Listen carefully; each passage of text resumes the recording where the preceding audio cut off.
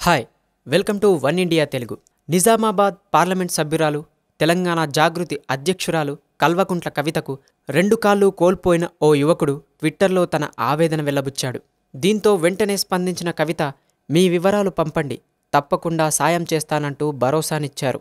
వివరాల్లోకి వెళ్తే, బతుకమ్మ పూలు కోసి తెచ్చేందుకు వెళ్లిన సమయంలో తనకు కరెంట్ షాక్ తగిలిందని, దీంతో తన 2 కాళ్ళు కోల్పోయానని మంచిర్యాల జిల్లా నస్పూర్కు చెందిన engineering graduate S Shankar Twitter ద్వారా ఎంపీ కవితకు తెలిపారు. తనకు సాయం చేయాలని ఆమెను కోరారు. 2014 జనవరి 10న తాను తన కాళ్ళు కోల్పోయి సీఎం రిలీఫ్ ఫండ్ కోసం దరఖాస్తు చేసినా ఎలాంటి సాయం అందలేదని శేఖర్ తన ఆవేదన వ్యక్తం చేశాడు. శేఖర్ ట్వీట్పై ఎంపీ కవిత వెంటనే స్పందించి, మీకు తప్పకుండా సాయం చేస్తానని రీట్వీట్ ద్వారా హామీ ఇచ్చారు.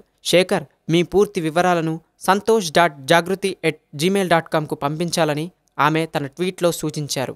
కాగా కాళ్ళు కోల్పోయినప్పుడు చికిత్స కోసం 18 లక్షల వరకు ఖర్చు పెట్టామని, ఆర్థికంగా తనను ఆదుకోవాలని అధికార పార్టీ నేతలకు పలుమార్లు విన్నవించుకున్నాడు.